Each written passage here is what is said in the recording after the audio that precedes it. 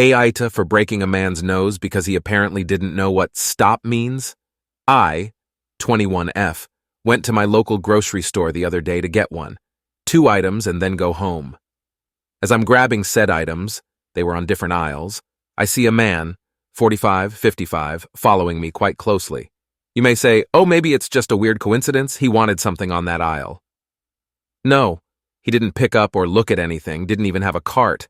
A little more context. I was wearing a dress. Not ridiculously short, but it was short because it's 90 degrees outside. Anyways, I got uncomfortable and just went and checked out. Didn't see the man until I was almost to my car. He walks up and tries to start making awkward small talk. How old I am.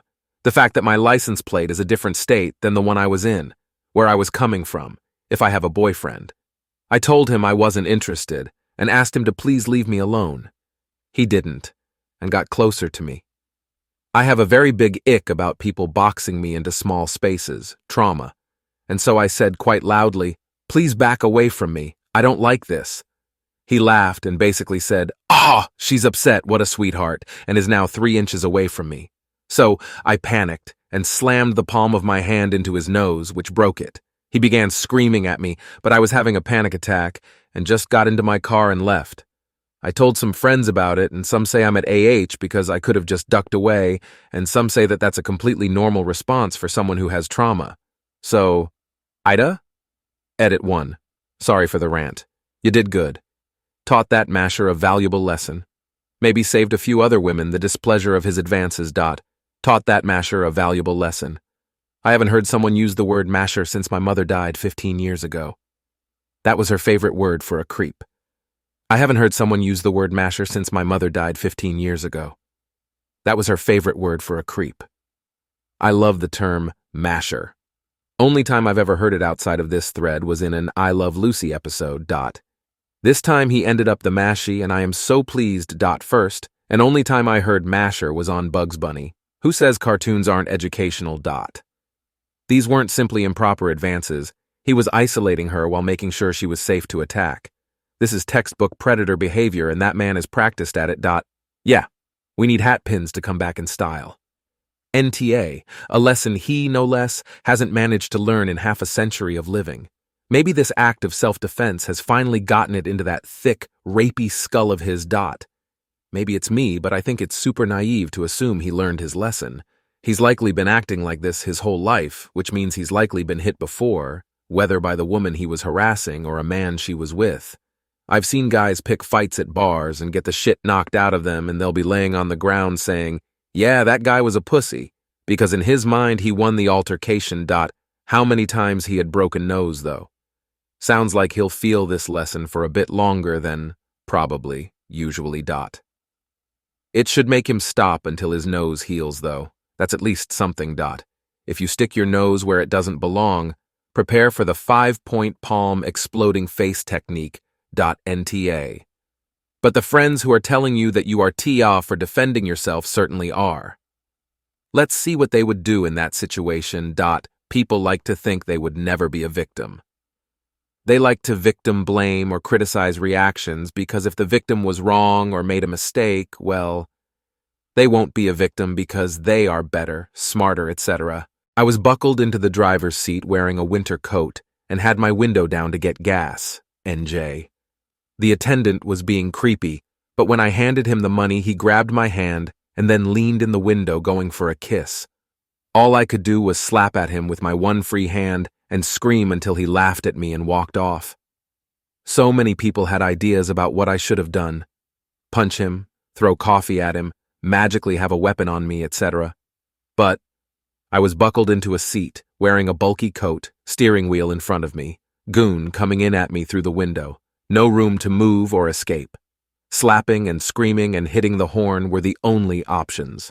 When someone haughtily told me this is why they carry a knife, I had to point out that if it's in their waistband or pocket, reaching for it while wearing a coat and buckled in while someone is holding your right hand and you are trying to get free is not happening. Everyone thought they could do better. The only one who had anything to say I could have used was my dad. Should have gouged his F***CKN eyes out and tried for an ear. Now that would have been a possibility. A thumb in the eye would not make him laugh like my slapping. But everything else was just people trying to find out how I was stupid enough to be in a bad position so they can feel safe because they are smarter than me.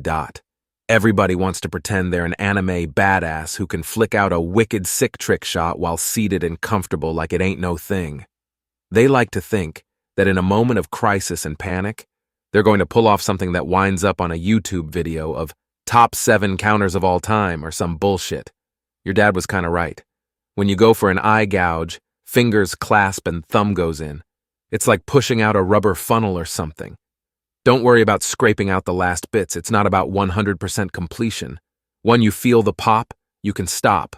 Hell, most people will panic, let go, and back away the second you make contact with their eye. But if not, commit to the bit. NTA trauma doesn't enter into it. After being told to leave you alone, they continued to try to physically impose themselves upon you. At that point, running simply makes you pray. A violent response, like you made, will often throw the attacker off their stride and allow one to escape. There was nothing improper in your actions, and you likely prevented far worse from happening to yourself. Well done. OP couldn't even run because the guy was trying to trap her between her car and him. He followed her through the store. This was a premeditated, almost assault on his part. He's a predator who just hadn't experienced consequences for his actions yet. The whole run, hide, fight thing from school shootings is good for being followed by creeps, too. If you can't leave the area and can't hide from the perpetrator, then the only option left is to fight back. Right? For once, I feel like a post should be gender-swapped in an unusual way. Imagine this interaction between 2 men. There, the implied threat by the other person would have been violent for violence's sake, whereas here the implied threat was sexual in nature. No one would bat an eye if a man defended himself from another man getting this close and uttering threatening bullshit. Does the nature of the threat make it any more acceptable? I don't think so. Do women have less of a right to defend themselves than men, just because they have less testosterone to make them aggressive? Fuck nah. OP did good. Edit. LOL at all the creeps telling on themselves in the replies. NTA, he should have left after the first no. Crystal clear self-defense. He kept getting in your space after repeated warnings and mocked you to your face. You don't have to stand there and suffer unwanted touching. It's hard to really express how intimidating it is when a person who has otherwise shown every intention of being interested in you starts mocking you.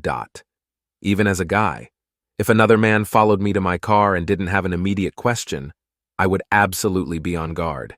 If he stood there and started laughing when I told him to back up, I wouldn't have hesitated to throw my hands. I can't imagine how scary that has to feel for most women in that situation.